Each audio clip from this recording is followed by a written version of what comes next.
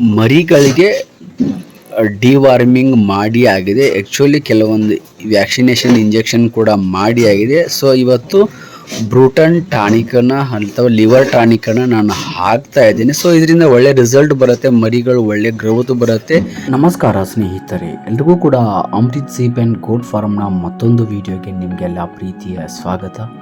ನೋಡಿ ಸ್ನೇಹಿತರೆ, ಯಾರೆಲ್ಲ ಮೊದಲು ಬಾರಿ ಈ ನನ್ನ ಚಾನಲ್ಗೆ ಭೇಟಿ ಕೊಟ್ಟಿದ್ದೀರೋ, ಇನ್ನೂ ತನಕ ನನ್ನ ಚಾನಲನ್ನು ಸಬ್ಸ್ಕ್ರೈಬ್ ಮಾಡ್ಕೊಳ್ಳದೆ ಈ ವಿಡಿಯೋಗಳನ್ನ ನೋಡ್ತಾ ಇದ್ದರೆ ದಯವಿಟ್ಟು ಅಂಥವರೆಲ್ಲರೂ ಕೂಡ ಬೇಗ ಸಬ್ಸ್ಕ್ರೈಬ್ ಮಾಡ್ಕೊಳ್ಳಿ. ಜೊತೆಗೆ ನಮ್ಮ ಇವತ್ತಿನ ಈ ಸ್ಪೆಷಲ್ ಆಗಿರೋ ಒಂದು ವಿಡಿಯೋಗೆ ಲೈಕ್ ಕೊಟ್ಟರೆ ತುಂಬ ಖುಷಿ ಆಗುತ್ತೆ ಅಂತ ಹೇಳ್ತಾ, ಸೊ ಇವತ್ತಿನ ವಿಡಿಯೋನ ನಾನು ಕಂಟಿನ್ಯೂ ಮಾಡ್ತಾ ಇದ್ದೇನೆ ಸ್ನೇಹಿತರೆ. ನೋಡಿ ಸ್ನೇಹಿತರೆ, ಮೊನ್ನೆ ದಿನ ಕೂಡ ನಾನು ಕೆಲವೊಂದು ವಿಡಿಯೋಗಳನ್ನ ಅಪ್ಲೋಡ್ ಮಾಡಿದ್ದೆ. ಡಿವಾರ್ಮಿಂಗ್ ಆಗಿರ್ಬೋದು, ಜೊತೆಗೆ ಅದಕ್ಕೆ ಮತ್ತು ಆಯುರ್ವೇದಿಕ್ ಇಂಜೆಕ್ಷನ್ ಆಗಿರ್ಬೋದು, ಮತ್ತು ಟಿಗೆ ಸಂಬಂಧಪಟ್ಟಂಥ ಕೆಲವೊಂದು ವಿಡಿಯೋಗಳನ್ನ ನಾನು ಮಾಡಿ ಹಾಕಿದ್ದೀನಿ. ಸೊ ಇಲ್ಲಿ ಕೂಡ ಒಂದು 95 ಮರಿಗಳಿತ್ತು. ಸೊ ಅದರಲ್ಲಿ ಒಂದು 25 ಮರಿಗಳನ್ನ ಕೊಟ್ಟಾದಮೇಲೆ ಇನ್ನೊಂದು 75 ಮರಿಗಳು ಉಳ್ಕೊಂಡಿದೆ. ಸೊ ಈ ಮರಿಗಳಿಗೆ ನಾನು ನಿನ್ನೆಲ್ಲ ಮೊನ್ನೆ ದಿನ ಲಿವರ್ ಟಾನಿಕನ್ನು ನಾನು ಮರಿಗಳಿಗೆ ಆ ಮರಿಗಳ ಒಂದು ವಯೋಮಿತಿ, ಆ ಮರಿಗಳ ತೂಕ, ಆ ಮರಿಗಳ ಸೈಜ್ ಮೇಲೆ ನಾನು ಡಿಪೆಂಡಿಂಗ್ ಆಗಿ 6 ಇಂದ 8 ml 10 ml ಸೊ ಹೀಗೆಲ್ಲ ಹೆಚ್ಚು ಕಡಿಮೆ ನಾನು ಮರಿಗಳಿಗೆ ಈ ಒಂದು ಲಿವರ್ ಟಾನಿಕನ್ನು ನಾನು ಹಾಕಿದ್ದೇನೆ. ಸೊ ನೀವು ಕೂಡ ಈ ಥರ ನಿಮ್ಮ ಹತ್ರ ಮರಿಗಳನ್ನ ಈಗಾಗಲೇ ಮಡಿಕೊಂಡಿದ್ರೆ, ಅಂದರೆ ಮರಿಗಳನ್ನ ಇಟ್ಕೊಂಡಿದ್ರೆ, ಅಥವಾ ನನ್ನ ಹತ್ರ ಮರಿಗಳನ್ನ ತೊಗೊಂಡಿದ್ರೆ, ಅಥವಾ ಮರಿಗಳನ್ನ ಬೇರೆ ಕಡೆಯಿಂದ ತೊಗೊಂಡು ಬಂದು ಸಾಕಿದರೆ ನೀವು ಕೂಡ ವಾರ್ಮಿಂಗ್ ಮಾಡಿದ ಒಂದು ದಿನ ಅಂದ್ಬಿಟ್ಟು ಮಾರನೇ ದಿನ ನೀವು ಈ ಥರ ಲಿವರ್ ಟಾನಿಕು ಅಥವಾ ಕ್ಯಾಲ್ಸಿಯಮು ಅಥವಾ ಬ್ರೂಟೋನ್ ಟೋನೋ ಬುಸ್ಟೋ ಈ ಥರ ಮರಿಗಳಿಗೆ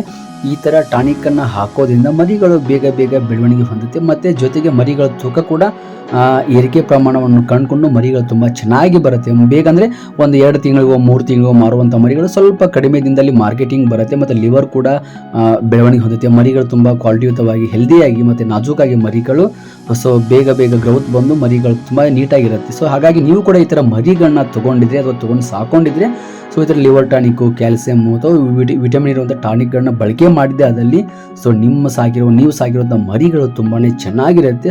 ಸೊ ನೀವು ಈಗಾಗಲೇ ತಗೊಂಡು ಮರಿಗಳನ್ನ ಸಾಕೊಂಡು ಟಾನಿಕ್ಕನ್ನು ಬಳಕೆ ಮಾಡದೆ ಮರಿಗಳನ್ನ ನೀವು ಹೆಚ್ಚಿನ ಪ್ರಮಾಣದಲ್ಲಿ ಅಂದರೆ ತೂಕವನ್ನು ಬರೆಸುವಂಥ ಕೆಲವೊಂದು ಟಾನಿಕ್ಗಳು ಇಲ್ಲದೆ ನೀವು ಈ ಮರಿಗಳನ್ನ ನೀವು ಬೇಗ ಗ್ರೌತ್ ಮಾಡಿ ಒಳ್ಳೆಯ ಮರಿಗಳನ್ನ ನೀಟಾಗಿ ಒಳ್ಳೆಯ ತೂಕವನ್ನು ಹೊಂದಿರುವಂಥ ಮರಿಗಳನ್ನಾಗಿ ನೀವು ಕೂಡ ಮಾಡ್ಬೋದು. ಯಾವ ಥರ ಕೆಲವೊಬ್ಬರು ಮರಿಗಳಿಗೆ ಬೆಲ್ಲವನ್ನು ತಿನ್ನಿಸ್ತಾರೆ, ಇನ್ನು ಕೆಲವೊಬ್ಬರು ಮರಿಗಳಿಗೆ ಕಾಳುಗಳನ್ನ ತಿನ್ನಿಸೋದ್ರ ಮುಖಾಂತರ ಈ ಥರ ಲಿವರ್ ಟಾನಿಕ್ಕು, ಕ್ಯಾಲ್ಸಿಯಂ ಅಥವಾ ಟಾನಿಕ್ಗಳನ್ನ ಬಳಕೆ ಮಾಡ್ದೇನೆ ಅದನ್ನು ಆ ಥರ ಮಾಡಿದ್ರು ಕೂಡ ನೆನೆಸಿದ ಕಾಳುಗಳನ್ನು ಹಾಕೋದ್ರಿಂದ ಮರಿಗಳು ತುಂಬಾ ಗ್ರೌತ್ ಬರುತ್ತೆ. ಅಲ್ಲಿ ಟಾನಿಕ್ಗಿಂತ ಹೆಚ್ಚಿನ ಪ್ರಮಾಣದಲ್ಲಿ ಈ ಥರ ಮೊಳಕೆ ಬರಿಸಿದ ಕಾಳುಗಳಾಗಿರ್ಬೋದು ಅಥವಾ ನೆನೆಯಿಟ್ಟದ ಕಾಳುಗಳಾಗಿರ್ಬೋದು ಅವುಗಳನ್ನ ಬಳಕೆ ಮಾಡೋದ್ರಿಂದ ಮರಿಗಳಿಗೆ ಈ ಥರ ಟಾನಿಕ್ಕು, ಲಿವರ್ ಟಾನಿಕ್ಕು, ಕ್ಯಾಲ್ಸಿಯಂ ಇವು ಕೂಡ ಯೂಸ್ ಮಾಡೋದನ್ನು ಕೂಡ ತಪ್ಪಿಸ್ಬೋದು. ಅದ್ರ ಜೊತೆಗೆ ನೀವು ಹೆಚ್ಚಿನ ಪ್ರಮಾಣದಲ್ಲಿ ಮರಿಗಳಿಗೆ ಬೆಲ್ಲವನ್ನು ಕೊಟ್ಟಿದ್ದೇ ಆದಲ್ಲಿ ಮರಿಗಳಿಗೆ ಈ ಥರ ಟಾನಿಕ್ಕನ್ನು ಕೂಡ ನೀವು ಹಾಕ್ದೇನೆ ನೀವು ಮರಿಗಳನ್ನ ನೀವು ಸಾಕ್ಬೋದು. ಸೊ ಹಾಗಾಗಿ ಯಾರಾದ್ರೂ ಜೊತೆ ಕೆಲವೊಬ್ರು ಈ ಥರ ಗೊತ್ತಿಲ್ಲದಿರೋರು ಕೆಲವೊಬ್ರು ಟಾನಿಕನ್ನು ಬಳಕ್ತಾರೆ, ಕೆಲವೊಬ್ರು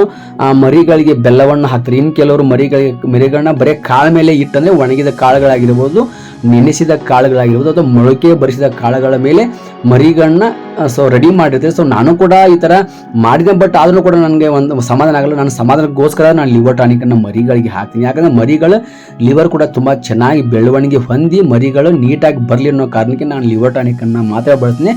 ಹೆಚ್ಚಿನ ಪ್ರಮಾಣದಲ್ಲಿ ನಾನು ಈ ಥರ ನೆನೆಸಿದ ಕಾಳುಗಳನ್ನ ಹಾಕೋದ್ರ ಜೊತೆಗೆ ಮರಿಗಳಿಗೆ ಬೆಲ್ಲವನ್ನು ನಾನು ಹಾಕ್ತೀನಿ.